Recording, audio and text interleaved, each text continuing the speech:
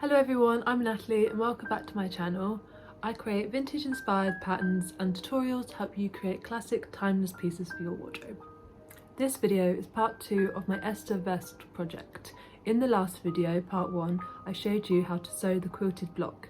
If you haven't watched part 1 yet, I'll link it here and in the description below. And today I will be showing you how to turn that block into the quilted vest. You can find the full pattern and step-by-step instructions in my Etsy shop. The link is in the description below. Don't forget to subscribe to my channel so you can follow along for future sewing tutorials. Let's get started sewing our vest. I'm going to start off our vest by taking the quilted square blocks that we did in part 1 and grabbing the front pieces. You will need the front panel and the front side panel, and you will need to pin these to either side of one of your quilted blocks. Then, because this is a quilted block, we're going to do a 1/4 inch seam allowance for these panels. Make sure to press those pieces out nice and flat, and then we're going to pin our bottom panel to the bottom right sides together.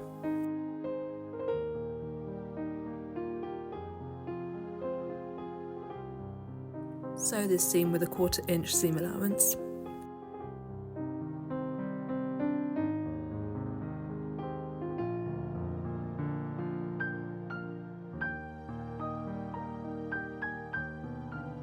Then we're going to pin the top panel right sides together.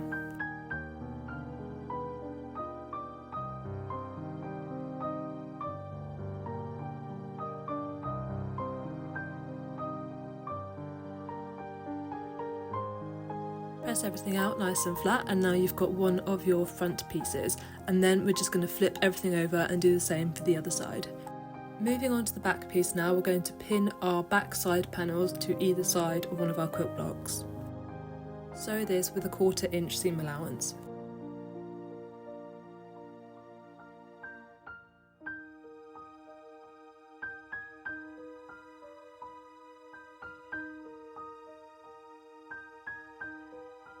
Make sure to press everything flat before we pin down our bottom back piece.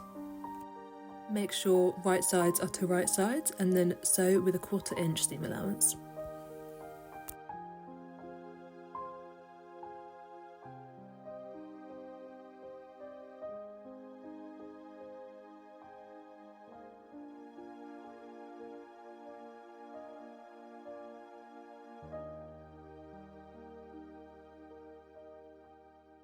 Then pin down your back top piece, making sure the right sides are together, and again sew with a 1/4 inch seam allowance.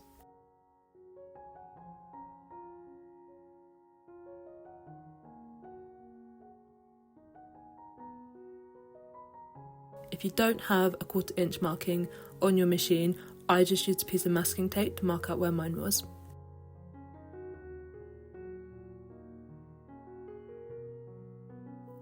Make sure everything is pressed nice and flat, and now you've got your back piece. With a heat erasable marker, I just marked out all of my quilting guides as per the pattern, but you could also do just straight lines or however you wanted to quilt it. I have sandwiched my batting between my lining and my main back piece, and making sure that my lining and my main back piece the right sides are facing out. And as you can see, I did the same for my front pieces. I just pinned all of my sandwiched layers together, but you could use a quilter's spray adhesive to make sure nothing slides out of place whilst you're quilting. Just make sure that you're spreading everything out nice and flat when you're quilting so that you don't get any puckers in the fabric.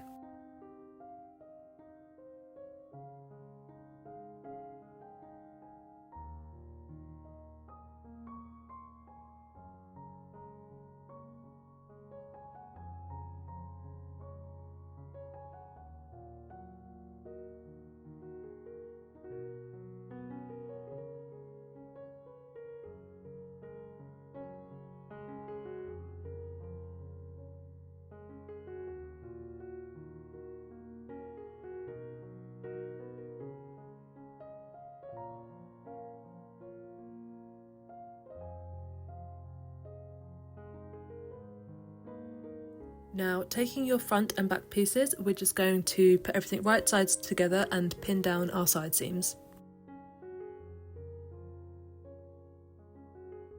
Now sew down your side seams. For this I use a 1 cm seam allowance.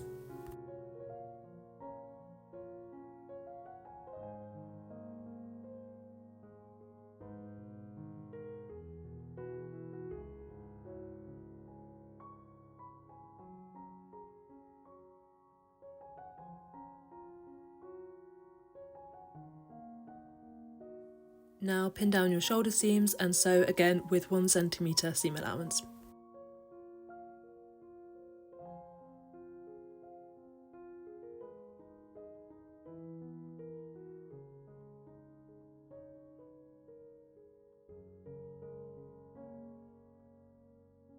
Then make sure to do the same with your other front piece so you've got all of your sides sewn together.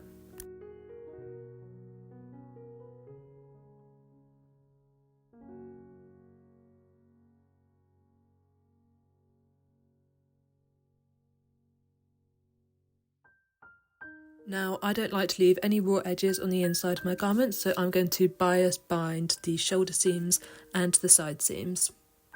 To do this, I cut a 4 centimetre bias binding strip of the same fabric, pinned it to my seams, and then I flipped it over so that the binding was on the other side, and I sewed directly next to the stitch line that I used to sew my shoulder pieces together.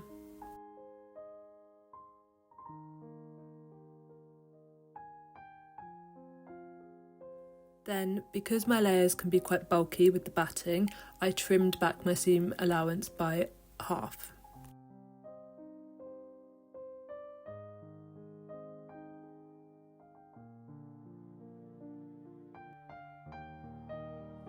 I just repeated those steps for all of my inside seams.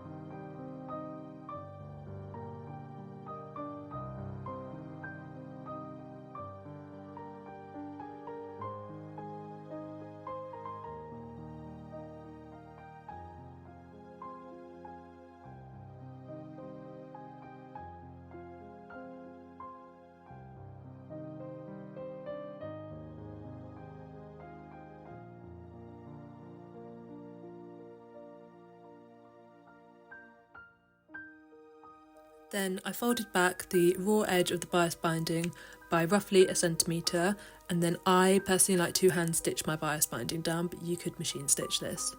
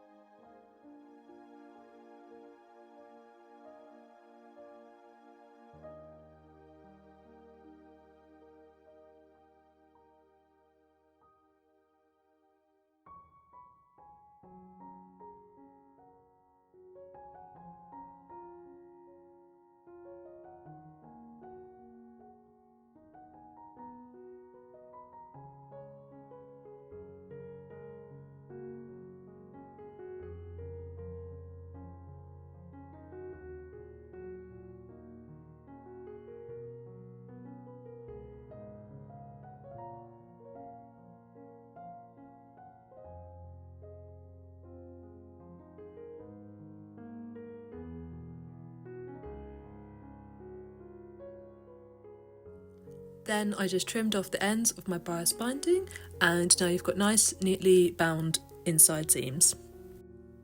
Moving on to the last step now, I'm going to bias bind around all the raw edges of my vest, the armholes and the outer edge.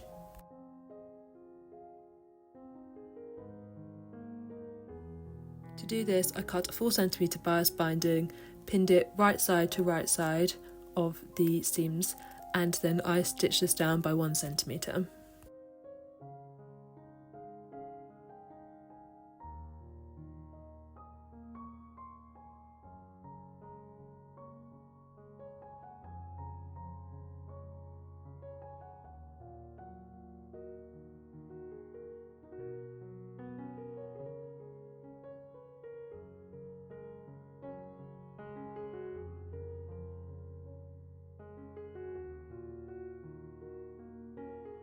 To finish and join my bias binding together, I just sewed up to the point of which my bias binding started, making sure that that piece is folded back, and then I just back tucked that, and then putting it together at a right angle, I sewed diagonally down to create a seam.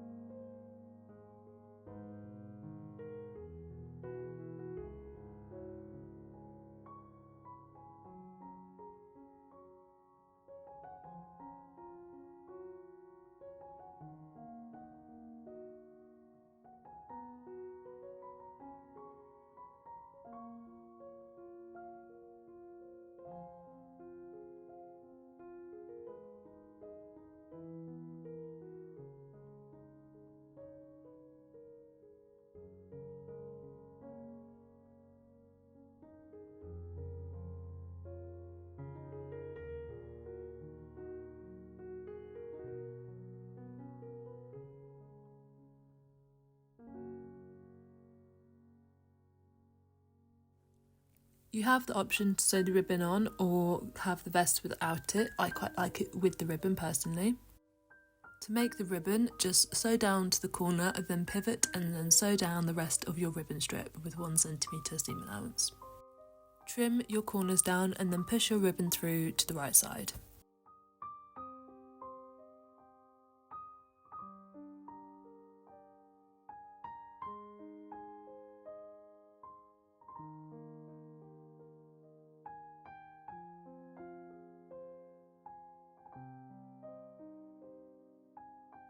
Press everything all down flat and then fold the raw end of your ribbon over by 1 cm and press that.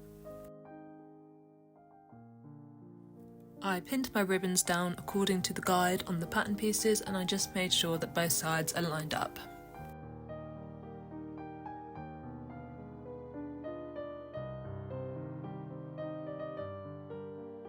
Then I stitched everything down with a neat little square and it was done!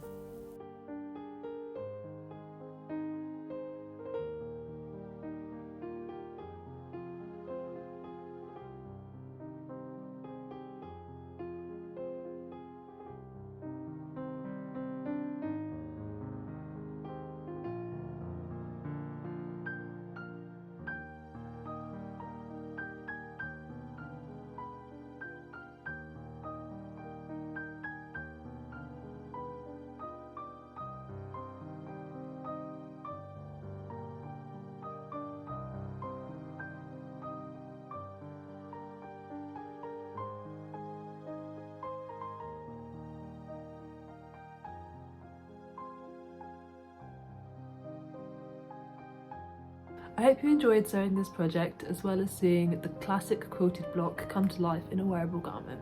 You can find the pattern and templates linked below in my Etsy shop.